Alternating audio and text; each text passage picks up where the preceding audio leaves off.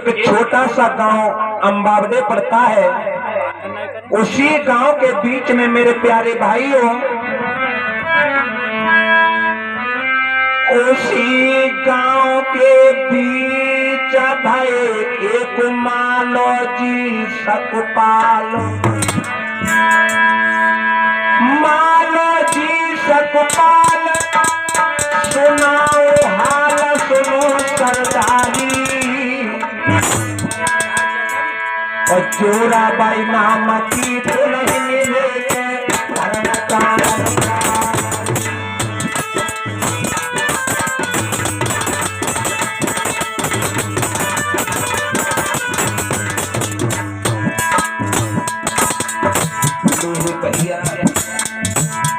मालो जी सकपाल, इनकी पत्नी का नाम क्या था?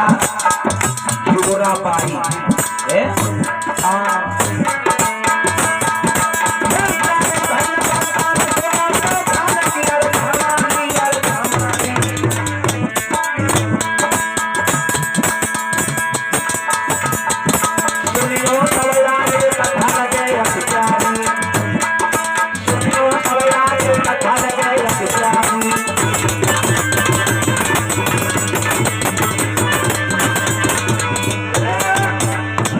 भैया मालो जी सकपाल, इतनी की पत्नी का नाम था जोराबाई, और जोराबाई मैया के गर्भ से 4 संतानें पैदा होती हैं।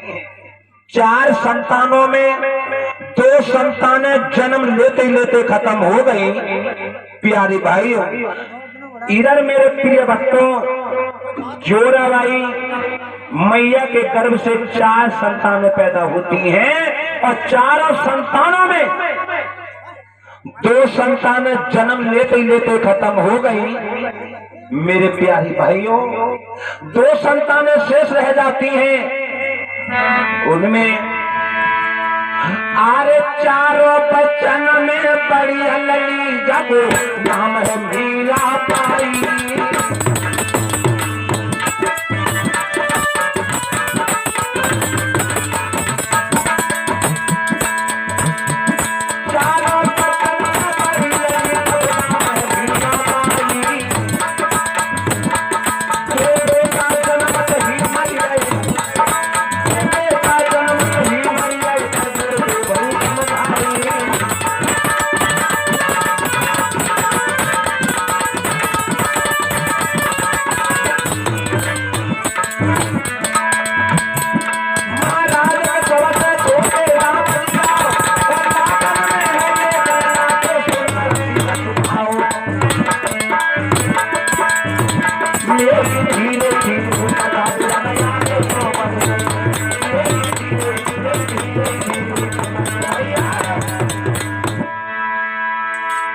मालो जी सकपाल, इनकी पत्नी जोराबाई के गर्भ से 4 बच्चे पैदा हुए।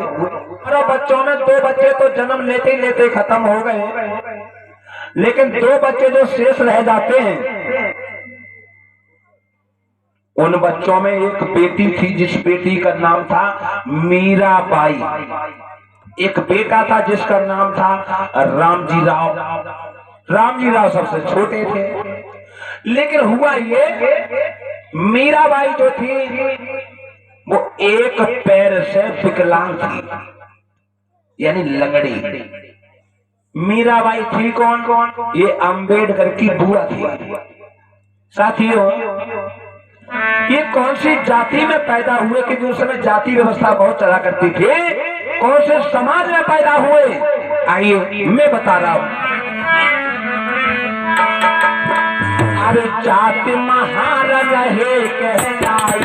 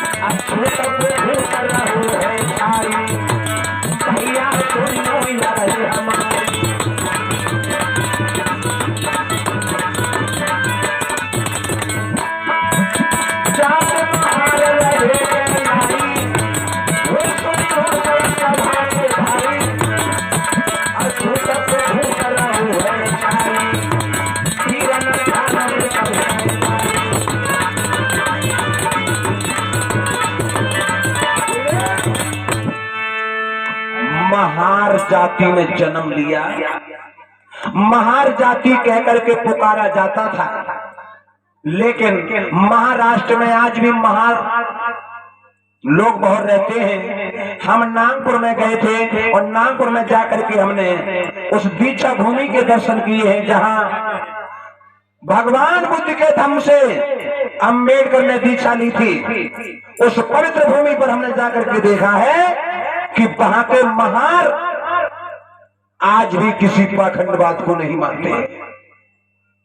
प्यारे भाइयों, महाराष्ट्र का नाम महाराष्ट्र ही क्यों पड़ा? क्योंकि वहां महार लोगों की संख्या अधिक से ज्यादा है। वहां महार लोग रहते हैं, इसीलिए महाराष्ट्र को महाराष्ट्र कहा गया, महारों का राष्ट्र। अंबेडकर के पिता रामजी राव, इनका जन्म जब हो जाता है तो रामजी राव धीरे धीरे कुछ सियाने हुए, और जब सियाने हुए हैं, दिन दूना रात चौगना वो बालक सियाना हुआ। इनके पिता मालोजी सकपाल ने रामजी राव को थोड़ा बहुत पढ़ाया लिखाया, यहाँ तक कि मिडिल पास करा दिया। और जब मिडिल पास कराया है तो रामजी राव की शादी आने लगी। इधर एक मेजर थे मुरबारकर साहब, जो थाना जिला के थे। उनके घर में एक बेटी सियानी हो रही है। उस बेटी का नाम क्या था? भीमाबाई। भीमाबाई नाम की लड़की मेजर की जब सियानी हो रही है तो मेजर ने अपनी बेटी की शादी करने के लिए रामजी राव के लिए वो सुंदर सा बालक चुना। तो रामजी राव के घर पर जाते हैं मालोजी सकपाल के यहाँ। अरे थाना जिला के मुरबारकर जो सूबेदार भाई,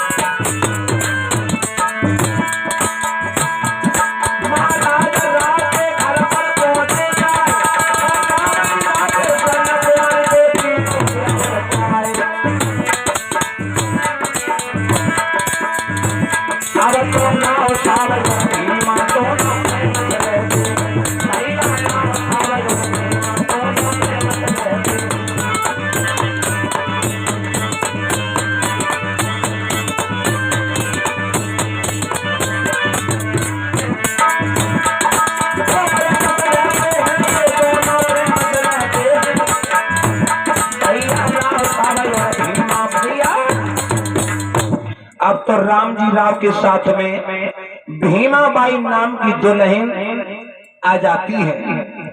भीमाबाई की शादी रामजी राव के साथ में हो जाती है। मेरे प्यारे भाइयों, रामजी राव और भीमाबाई ये दोनों घर में समय को बिताते रहे हैं। धीरे धीरे समय व्यतीत होता चला जाता है।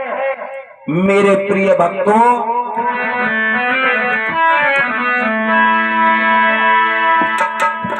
भीमाबाई दुल्हन बनी, रामजी राव दुल्हा बन गए।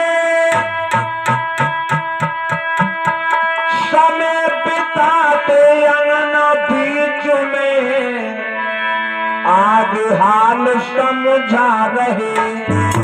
प्यारे भाइयों, वक्त जब धीरे धीरे व्यतीत होता चला जाता है कि मैया भीमाबाई जो थी, इनकी शादी जब से होकर के आई और तब से मैया भीमाबाई के गर्भ से कोई बालक पैदा नहीं हुआ। जिस दिन से शादी होकर के आई है उस दिन से भीमा बाई बड़ा दुखी है। आज नहीं कल, कल नहीं परसों, कौन सा दिन होगा जिस समय मेरी कोख से एक बालक पैदा होगा। भीमा बाई इस बात से बड़ी हैरान है। सोचा करती है भीमा, आंगन में बैठी बैठी रो रही है, हे विधाता कौन सा दिन होगा जब मैं एक बेटा को खिलाऊंगी। ये नगर के लोग मुझे बांझन कहते हैं, मेरे पिया को निर्वंशी कहा जाता है। प्यारी भाइयों, भीमा मैया अपनी किस्मत को कोसती है, रोती है और कह रही है वो भीमा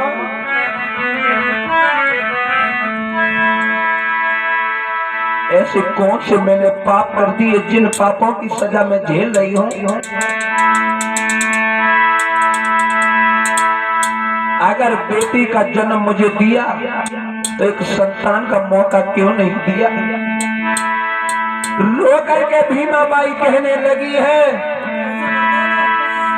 माते दीजो तीना नाथ जन्मो और लड़की को बहुत पुरो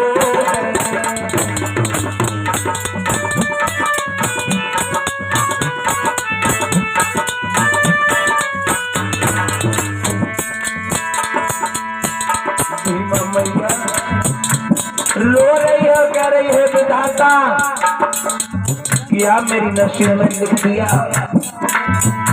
क्यों हमें लड़की का जन्म दिया। सत्य तो ये है, ये बेटियां इनका अपना घर कहीं नहीं होता। ससुराल में विवाह होकर के जाए, कोख से कोई बालक पैदा ना हो तो सास ताने मारे। मत दीजिए दीना नाथ जन्म लड़की को बहुत बुरो।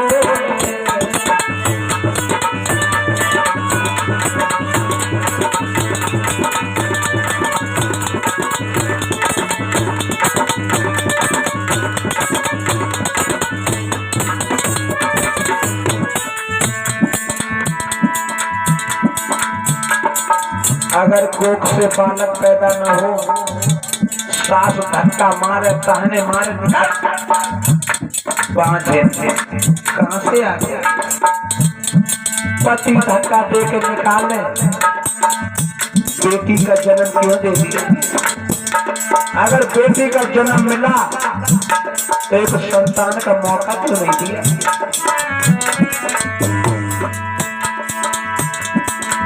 हर तरफ से बेटी की खुआनी खुआनी आई, अपनी किस्मत को रो रही है भीमा। मत दीजिए